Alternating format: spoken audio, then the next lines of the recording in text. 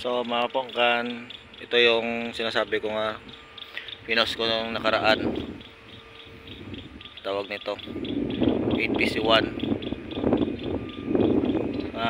tanker, tapos 8DC8 10PD 8DC10 na puso.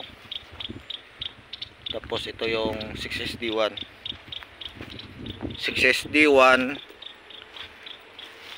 ito yung 6SD1 yan. Ito yung guys, 6SD1 10 wheeler drop side.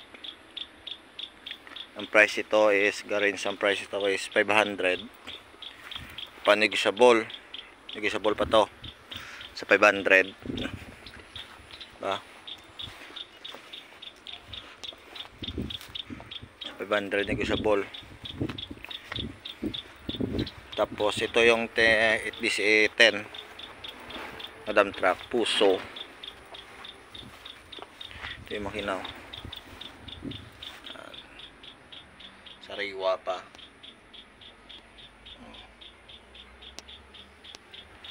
DC10. Itong presyo naman ito is 400 negotiable 400. Ito yun. Tapos meron tayong forward, inog ano rin to, inog dispose din. 6HE1 itong makina ng forward pero wala na. Tapos ito meron tayong 33 close band. Yan, 33 close band. Sino naghahanap ng close band dyan pag deliver nyo, ito yun. Tapos ito yung isang close band. Itong wing band is 8DC11 plus price 350. Tapos ito yung 4HL1 yata to. L1 to.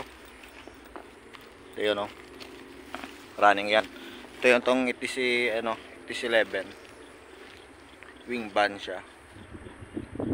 Konting retoke, makakatakbo na. Ito yung iba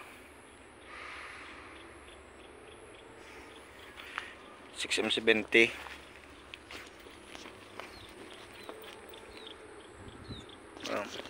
Ganda pa yung chassis siya to guys.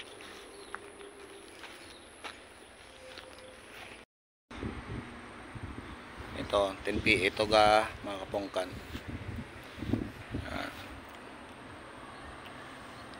20 capacity. Ito 10PD.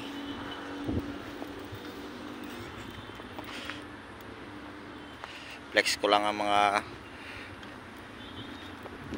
unit namin rito. Yan. Tapos ito mayroon tayong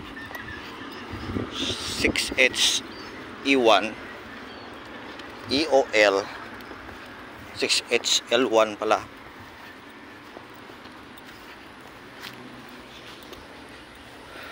Yan. Ito yun, presyo naman nito is 300. 300 lang to.